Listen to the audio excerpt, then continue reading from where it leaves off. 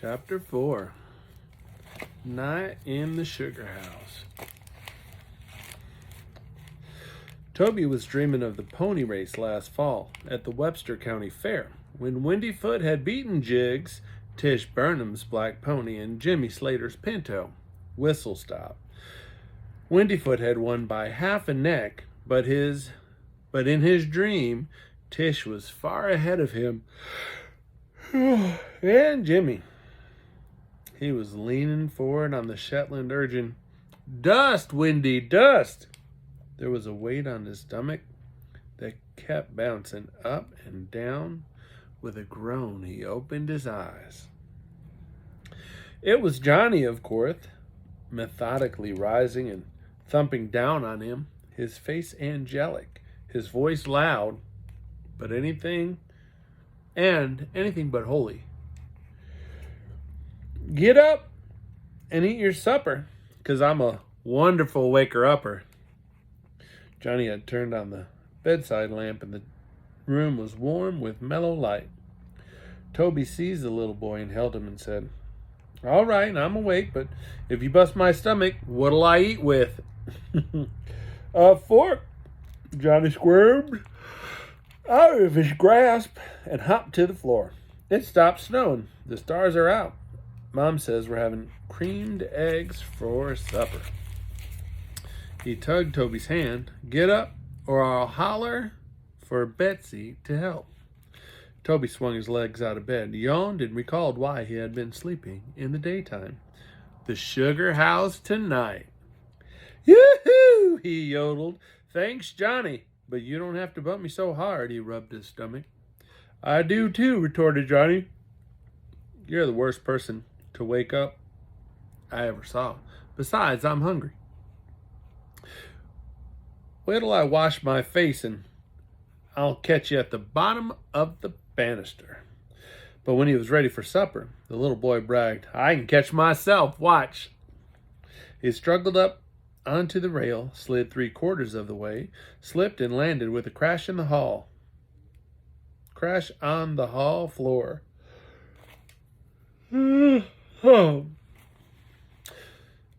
Toby raced down the stairs and picked him up. "Where do you hurt, Johnny?" "My gosh, you banged." Johnny's mouth trembled and his eyes were full of tears, but he didn't cry. "Please put me down," he quavered. "Everywhere in the back of my head, bad old banister." He limped to the stairs and glared at the newel post. "Go, jump in, Crooked River," he told it with a slow, deadly emphasis. A good-sized lump was swelling through the dark curls on the back of his head. "It was my fault suggesting you slide." Toby felt terrible. He reached down for Johnny's hand. "Remember the creamed eggs?" he asked, hoping to get Johnny's mind off his tumble. Johnny nodded and said, "Ouch!" and felt his swelling bump. "Next time I won't fall off." Suddenly, he turned and climbed up Toby, buried his face in his big brother's neck, and wept. "Oh, hey!" "Don't cry." Toby patted his back gently. "Does it hurt that much?" "No," sobbed Johnny. "I'm just plain ordinary mad at me." Tenderly, Toby rubbed his cheek against Johnny's hair. He put Johnny down, squatted, and wiped his eyes with a clean red bandana handkerchief. "Blow your nose. You don't want Mom to see you been crying and start worrying." Johnny sniffled. "I'm not either crying. I'm a big boy." "That you are," Toby grinned at him. "Let's eat." The storm passed as quickly as it had occurred. The small boy trotting in the dining room chanting, "Eggs, creamed eggs, and mashed potatoes." That's how it said. That's how it's wrote. "And I will make me tater craters. And I am glad I am to hum where I can whack my cranium. I wouldn't make a habit of it." Toby helped him into his chair. "What's the matter with you?" inquired Betsy, looking at him suspiciously.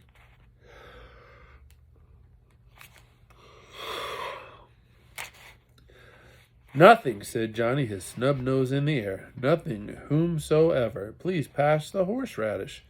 As he drove Windyfoot up the road to the sugar bush, Toby stood on the sledge behind the empty steel gathering vat. His 2 5-gallon gathering pails and his shoulder yoke. The night was clear and cold, with no wind, and the stars were very bright. He had a flashlight in the pocket of his mackinaw, but the starlight on the new fallen snow in the bare woods made the flash unnecessary. Windy climbed steadily toward the sugar house, needing no guidance. It had been 8 o'clock when Toby left the kitchen. Now above the south hill, the constellation Orion, the hunter.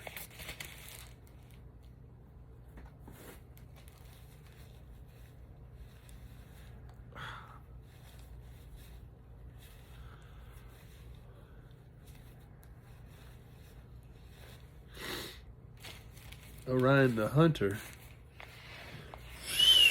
stalked the blue fields of the sky, his faithful dog Star, Sirius, at his heels. Toby whistled aimlessly for a while and then finally sang to the climbing tree trunks with their snow-capped sap buckets.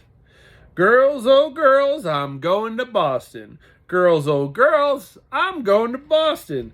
Girls, oh girls, I'm going to Boston early in the morning. We'll all run away in the old brass wagon. We'll all run away in the old brass wagon. We'll all run away in the old brass wagon so early in the morning. Here we come in the old brass wagon. Here we come in the old brass wagon. Hind wheel broke and the axle dragging early in the morning. Abruptly, Windy stopped in the grooved snow, shook his head, and whickered to tell Toby to stay on key. Toby laughed. All right, boy. Sorry I bothered your ears, he clucked. Giddy up or we won't get any maple syrup from my tree tonight. The smoke from the sugar house was riding straight up toward the frosty stars. Toby put the red blanket over Windy and hurried across the clearing toward the sugar house door. Off to the right, he could hear Dad calling to Tilly and Tossie.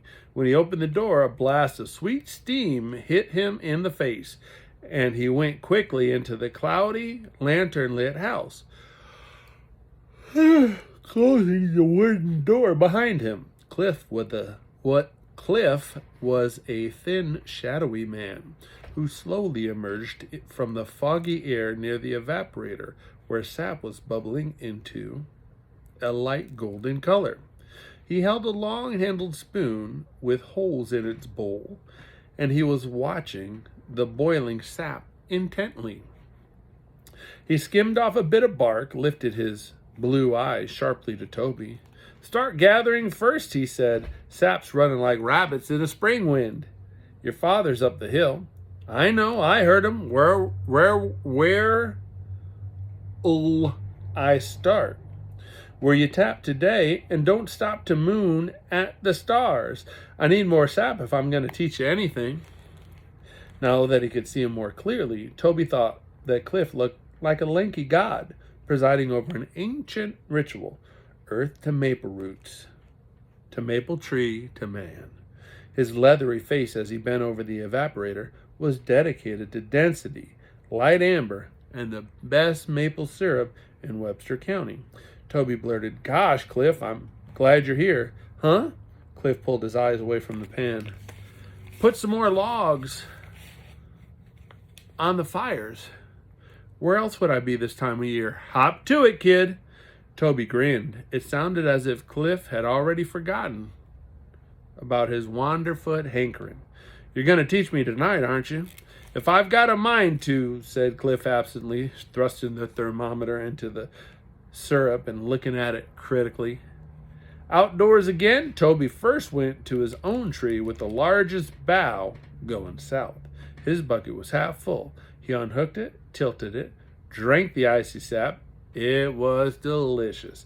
He carried the bucket to Wendy, and the pony gulped noisily, whooshed, and flung his head up and down. Like it? Wendy said that he definitely did. Toby hung a fresh bucket on his tree, fitting the cover over it. I told you, informed the Shetland, it's better than strawberry ice cream cones. He adjusted the gathering yoke over his shoulders with the 2 gathering pails at either end. Come on, Wendy, follow me, boy, and whoa when I say so. The pony seemed to know what he meant, for he stopped on his own accord and waited while Toby emptied the sap buckets into the gathering pails and plodded back to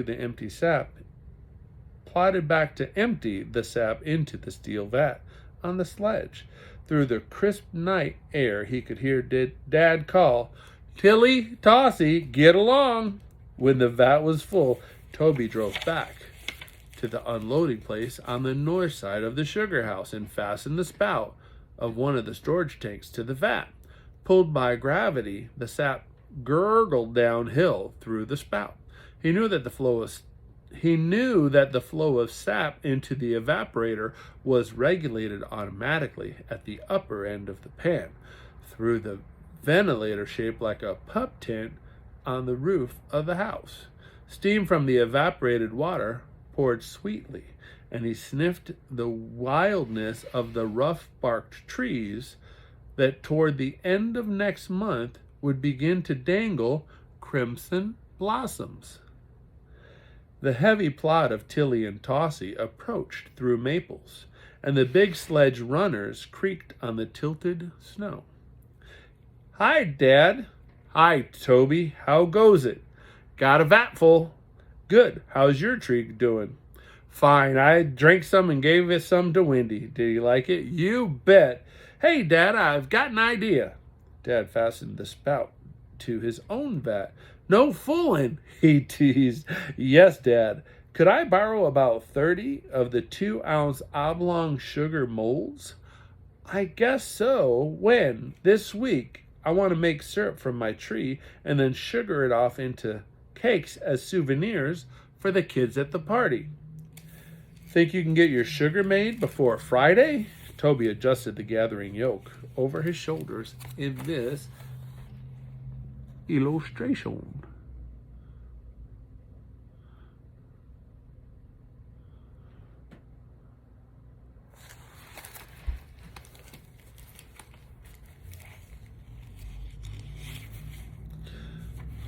Think you can get your sugar made before Friday?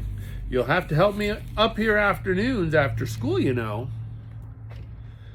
I can do the boiling evenings while I'm studying. Do you think I'll have enough syrup from my tree, Dad? The way the sap is running, you ought to. Dad lit his pipe, dropped the match into the snow where it sizzled an instant and went out. Dad put his foot on it, but it takes 40 gallons of sap to make a gallon of syrup. My gosh, Toby said, at that rate, I will have enough to make... At that rate, will I have enough to make 30 sugar cakes? Maybe not in 5 days. Why don't you use the 1-ounce molds instead, and then you'll be sure. I will. And Dad, do you know of a small piece of wood around somewhere that would be good to carve? Carve what? Whoa, Tossie! Hold still. How small a piece. Toby looked at Wendy's breath, steaming whitely in the cold stillness. I sort of figured I might make a raised carving of Wendy's head and stamp it on the maple cakes just before they hardened. What do you think? Dad nodded. Sounds like a fine idea, Toby. I seem to remember some pieces of softwood on the left-hand beam in the tool shed. And I've got a box of wood carving tools I haven't used in years. They're up in my cupboard. Remind me at breakfast and I'll give them to you. You might as well have them in case you want to do some more whittling. Thanks, Dad. You're welcome. Now you better get inside and help Cliff. I'll finish the gathering and do some more tapping by flashlight. Dad unhitched the spout on his vat and turned Tilly and Tossie toward the woods again. Better quit at midnight, he called over his shoulder. You'll need more sleep, and tomorrow's going to be a hard day. As he fastened the reins loosely to a young maple and slung the blanket over Wendy, Toby thought with amazement of Dad at Christmas time. Mom had told him that Dad used to paint pictures too, and now Dad had said he had used to be a sculptor in wood as well. He wished he could see some of Dad's carvings. The inside of the sugar house was steamier than before, and Toby took off his mackinaw and hung it on a nail, on the door beside Cliff's. Cliff was squinting at the hydrometer. About ready, I reckon, he said. Toby, roll one of those 10-gallon milk cans over here under this tap, and bring one of those strainers on the bench.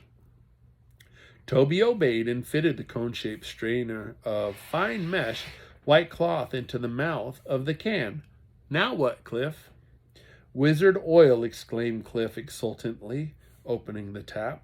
The syrup twisted out, smoking and golden, into the strainer. Ain't she pretty, though? He asked proudly. She sure is. What do we have to strain it for? The sap's full of grit from the tree. Call it sugar sand, and sometimes you can't get all the little flecks of bark out with the dipper. Have to strain it again when we put it in the gallon cans and the steel drums for selling. He turned off the tap. Look up there at the head of the pan. Toby saw fresh sap enter the evaporator from the storage tank and start heating. Down the pan, the syrup was boiling and thickening. The boiling takes the water out of the sap, Cliff explained, lifting the strainer and peering into the can. Has to boil to a temperature of 217 degrees by the thermometer. You take the thermometer and keep testing at this end and let me know when it hits that point. Toby's eyes gradually became accustomed to the murky shadows of the sugar house. He alternated between putting the thermometer into the bubbling syrup and shoving more logs into the roaring fires beneath the arch. In imitation to Cliff, he tied his bandana handkerchief over his forehead to keep the perspiration out of his eyes. Every once in a while, he heard Dad drive up on the north side of the house and the clank of the storage tank spout.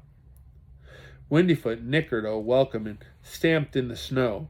Toby hoped he wasn't lonesome out there by himself, under the stars, when the big sledge had crunched away again.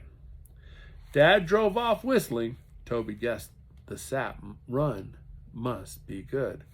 Tomorrow he'd finish tapping the trees on the cross slope to the east, and perhaps Betsy would help him again so they can get it done faster. Instructed by Cliff, he kept blinking at the hydrometer and trying to see whether the specific gravity of the sap had yet reached 36 degrees. He was so sleepy from the heat and the humidity that he could scarcely keep his eyes open. The doors banged wide and Dad came in on a blast of cold air. He closed the door quickly. "How's it going?" he asked cheerfully, thrusting his head forward. "Can't see a blamed thing in here." "She's going pretty as sunrise," Cliff answered, "but this feller's getting cross-eyed with sleep." "About time. It's midnight, Toby. You'd better get home and go to bed." He shook his head hard. I'm not sleepy, Dad. I like to be up nights." "Maybe so," said Dad, "but this is late enough for the first time. Scoot." Toby looked at his tree before he had unhitched Wendy. The bucket was nearly full again. Instead of taking the 5-gallon can, as Dad suggested, he poured the sap into the gathering pail and returned the bucket to the tree.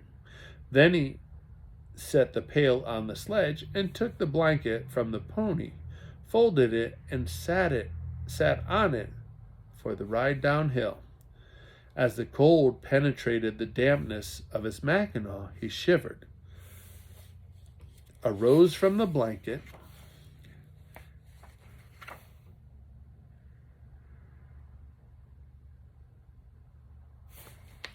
and wrapped it around his shoulders. After hours in the wet heat of the sugar house, the sharp air set his teeth to chattering. He looked up at the glittering stars and felt very pleased with himself. Just before he'd left the sugar house, Cliff had told Dad, "I guess he'll do. I'll make a syrup man out of him yet." Coming from Cliff, that was high praise. He grew slowly warmer under the blanket. Wendy went carefully down the steep hill. Toby felt wonderfully happy. He began to sing softly to the dark trees, slipping by, making up the lines after the first one. Above his head, the midnight constellation swung steadily down the western sky, and the white woods were lovely. "Oh, Shenandoah, I love your daughter. Oh, trees, I love your wild sweet water. Oh, maple trees in the South Hills lap, I'm dizzy with stars and maple sap." He yawned loudly. "My gosh, Wendy," he said, flapping the reins gently. "I'm getting as wacky as Johnny." "Whoosh," said Wendy, swinging the small sledge into the main road and breaking into a trot toward the white house, where golden window lights shone from the kitchen on the new snowdrifts. And chapter 5 tomorrow, God willing.